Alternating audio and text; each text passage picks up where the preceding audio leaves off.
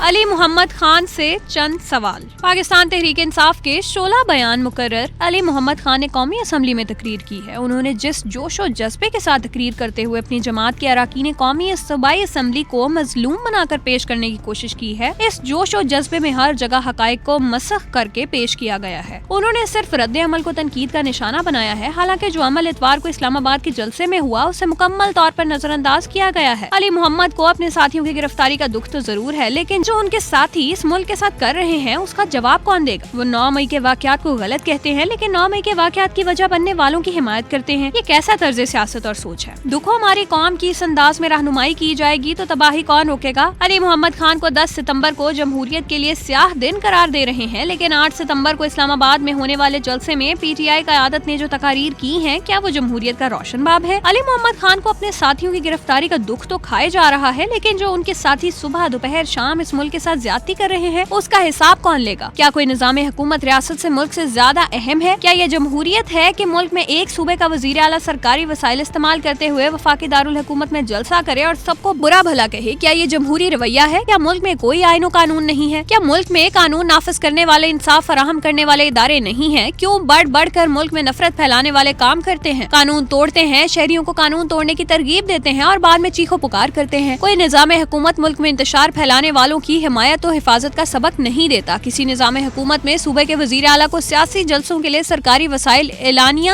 و بے دریغ استعمال کرنے کی اجازت نہیں ہے۔ میں تو ویسے ہی موجودہ جمہوری نظام کا حمایتی نہیں ہوں، کیونکہ اس نظام کو چلانے کے لیے جو قربانیاں قوم نے دی ہیں، علی محمد خان اور ان کے ساتھ پارلیمنٹ میں بیٹھنے والے افراد کو اس کا اندازہ بھی نہیں ہے۔ علی محمد خان کو چاہیے کہ پورا سچ بولیں، قوم کے جذبات سے مت کھیلیں، اپنے لوگوں کا محاسبہ بھی کریں، وہ قوم کو بتائیں اتوار کو اسلام آباد میں ہونے والی تقاریر کسی سیاسی جماعت کی ہیں۔ پاکستان تحریک انصاف کو کسی دشمن کی ضرورت نہیں ہے، یہ خود ہی اپنے پاؤں پہ کلہاڑی مارنے کے لیے کافی ہیں، وگرنہ دور حکومت میں جتنی مدد، تعاون اور حمایت انہیں حاصل رہی ہے، اگر یہ سمجھداری سے کام لیتے تو یقیناً ملکی مسائل بھی حل ہوتے اور حکومت بھی ایسے ختم نہ ہوتی جیسے ہوئی تھی۔ اگر یہ عقل و شعور سے کام لیتے تو عام آدمی کا بھلا ہوتا اور ملک کے بنیادی مسائل حل ہوتے، تعمیر و ترقی کا سفر شروع ہوتا، لیکن انہوں نے کام کرنے کی بجائے سارا وقت صرف بیان بازی، سیاسی مخالفین کے ساتھ حساب برابر کرنے اور ان کا مذاق بنانے میں ضائع کیا۔ دوست ممالک کے ساتھ بھی تعلقات خراب کیے اور اندرونی طور پر بھی نفرت پھیلائی۔ اپنی ہر ناکامی کا ملبہ دوسروں پر ڈالتے ہوئے خود مظلوم بننے کی کوشش کرتے رہے اور یہ کوشش آج بھی جاری ہے۔ پی ٹی آئی عوامی حمایت کا درست استعمال کرنے میں کسی بھی وقت کامیاب نہیں ہو سکی۔ وہ طاقت جسے ملک کی بہتری اور تعمیر کے لیے استعمال ہونا تھا، اسے صرف اور صرف جلاؤ، گھیراؤ اور طوفان بدتمیزی کے لیے استعمال کر کے ملک میں نفرت کو ہوا دی، معصوم سادہ لوگوں میں احساس محرومی پیدا کر کے انہیں ملک کے خلاف بھڑکایا اور بدقسمتی سے یہ سلسلہ آج بھی جاری ہے۔ اتوار کو پاکستان تحریک انصاف نے اسلام آباد میں جلسہ کیا ہے۔ اس جلسے میں نہ صرف قوانین کی خلاف ورزی ہوئی بلکہ معاہدے توڑے گئے، سرکاری وسائل کا بے دریغ استعمال کیا گیا۔ اس جلسے کا سب سے افسوسناک اور خطرناک پہلو پاکستان تحریک انصاف کے مقررین کی زبان تھی۔ جو جلسے میں زبان استعمال کی گئی، جو پاکستان کے دفاعی اداروں، سیاسی قیادت، میڈیا اور دیگر اداروں، شخصیات بارے استعمال کی گئی ہے، وہ قابل مذمت ہے۔ اس جلسے میں تقریر کرنے والوں کو سننے کے بعد یہ کہنا مشکل ہے کہ پی ٹی آئی نے اسلام آباد میں کوئی سیاسی جلسہ کیا۔ اسے سیاسی سرگرمی کسی طور پر قرار نہیں دیا جا سکتا۔ سیاسی جماعتوں اور جتھوں میں فرق ہوتا ہے۔ سیاسی جماعتیں ملکی مسائل حل کرنے کے لیے بات چیت کا راستہ اختیار کرتی ہیں، لیکن پاکستان تحریک انصاف صرف دھمکیوں پر اتر آئی ہے۔ اسلام آباد میں ہونے والے جلسے کا مقصد بانی پی ٹی آئی کو جیل سے نکالنا ہے تو پھر عدالتیں بند کر دی جائیں، سینکڑوں یا ہزاروں لوگ جمع کر کے اگر کوئی گروہ عدالت یا جیل پر چڑھائی کرے اور کسی بھی قیدی کو چھڑانے کے لیے دباؤ ڈالے تو کیا قیدی کو رہا کر دیا جائے؟ ایسا نہیں ہو سکتا۔ جن مقدمات کی بنیاد پر میاں نواز شریف، میاں شہباز شریف، ان کے خاندان یا آصف علی زرداری اور ان کے خاندان کو نشانہ بنایا جاتا ہے، ویسے ہی اختیارات کے ناجائز استعمال یا ناجائز ذرائع آمدن کے مقدمات بانی پی ٹی آئی پر ہیں اور وہ ان مقدمات کے نتیجے میں قید میں ہیں۔ پھر یہ دھمکیاں کوئی وزن نہیں رکھتی۔ اس لیے جو زبان اسلام آباد میں پاکستان تحریک انصاف کی قیادت نے استعمال کی ہے، اس کی کسی بھی سطح پر کسی بھی دلیل کے ساتھ کوئی حمایت نہیں کی جا سکتی۔ کیا یہ بدقسمتی ہے کہ علی امین گنڈا پور ایک صوبے کے وزیر اعلیٰ ہیں، اس وقت اپنی جماعت میں ایک اہم حیثیت رکھتے ہیں، لیکن جس انداز میں وہ گفتگو کرتے ہیں اس سے واضح طور پر یہ احساس ہوتا ہے کہ علی امین گنڈا پور کسی خاص مقصد کے تحت لوگوں کے جذبات بھڑکا رہے ہیں، وہ لوگوں کو قانون ہاتھ میں لینے کی ترغیب دے رہے ہیں، اور خدا نہ خواستہ پھر کوئی ایسا واقعہ ہوتا ہے تو سب کہیں گے ہمارا کوئی لینا دینا نہیں ہے، ہم نے لوگوں سے نہیں کہا کہ وہ ہتھیار اٹھائیں، میڈیا پر آپ چڑھ دوڑیں، اداروں کو للکاریں، ریاستی اداروں کو دھمکیاں دیں۔ سیاسی جماعتوں کا نہ تو یہ انداز ہے، نہ ہی جمہوری طریقہ کار۔ جمہوریت تو پرامن رہنے کا پیغام دیتی ہے۔ اسلام آباد میں پاکستان تحریک انصاف کے جلسے میں قائدین کی تقاریر میں بے چینی کا احساس بھی ہوتا ہے۔ ایسا لگتا ہے جیسے مختلف مقدمات میں में मतलूब अफराद को अपनी आजादी भी खतरे में नजर आ रही है। जैसे जैसे वक्त गुजर रहा है, एहतसाबी अमल तेज हो रहा है, वैसे ही पाकिस्तान तहरीक इंसाफ की क़यादत की बेचैनी में इजाफा हो रहा है। कानून हाथ में लेने, कानून नाफिज करने वाले इदारों के अहलकारों को निशाना बनाने के बाद अगर आप ये समझें कि आजाद रहेंगे और कोई पूछने वाला नहीं होगा, ये जरा मुश्किल है। ऐसा अमल कोई भी शख्स और कोई भी सियासी जमात करे, इसकी न सिर्फ हौसला शिकनी होनी चाहिए बल्कि इसके खिलाफ हर मुमकिन कानूनी कार्रवाई होनी चाहिए। कानून तोड़ने वालों और रियासत की रिट चैलेंज करने वालों को निशाने इबरत बनाना होगा। वज़ीर आला खैबर पख्तूनख्वा अली अमीन गंडापुर ने सहाफियों को धमकाते हुए कहा कि तुम लोग जो हमारे खिलाफ कैंपेन कर रहे हो, तुम समझते हो कि हमें ब्लैकमेल कर लोगे। उन्होंने खातून सहाफियों के लिए भी नाजेबा जुबान इस्तेमाल की और सहाफियों को धमकाते हुए कहा, मैं हरीफ सहाफियों को नंगा करूंगा। इमरान खान की रिहाई के लिए हुकूमत को डेडलाइन देते हुए कहा कि 1 से 2 हफ्ते में कानूनी तौर पर इमरान खान रिहा ना हुआ तो फिर हम उन्हें खुद रिहा करेंगे। क्या ऐसे निजाम चल सकता है? साबिक सदर आरिफ अलवी ने पुरानी वीडियो शेयर की, फिर उन्हें डिलीट करना पड़ी। ये लोग क्या कर रहे हैं? पाकिस्तान में अमन अमान के मसाइल हैं। खैबर पख्तूनख्वा हुकूमत सूबे में अमन कायम करने के लिए सिलसिले में मुकम्मल तौर पर नाकाम नजर आती है। पार्टी इख्तलाफात का शिकार है, तंजीम नाम की कोई चीज नहीं। इन हालात में पीटीआई एक मरतबा फिर धमकियों की सियासत का रास्ता इख्तियार कर रही है। ये जारहाना हिकमत अमली आईनी और कानूनी मामलात में मुख्तलिफ मुकदमात में कैद अफराद के लिए आसानी पैदा करेगी या मुश्किलात में इजाफा होगा, इसका अंदाजा सियासी मामलात और सियासी तरीक़ाकार से नावाकिफ पीटीआई क़यादत को भी नहीं है। पाकिस्तान तहरीक इंसाफ की बदकिस्मती है कि इस वक्त गैर संजीदा अफराद के हाथों में है। ऐसे लोग जो सिर्फ जज्बाती अंदाज में सोचे समझे बगैर बोलते चले जाते हैं। ये हाथों से बांध कर दांतों से खोलने वाली बात है। इस सूरत हाल में सबसे ज्यादा तकलीफ दे बात नौजवान नस्ल में फैलने वाली गुमराही, बेचैनी और अदम बर्दाश्त है। इस तरफ तवज्जो की जरूरत है। इतवार को पीटीआई जलसे में कवानीन की खिलाफ वर्जियों पर भी कार्रवाइयां हो रही हैं। इस हवाले से कल बात करेंगे।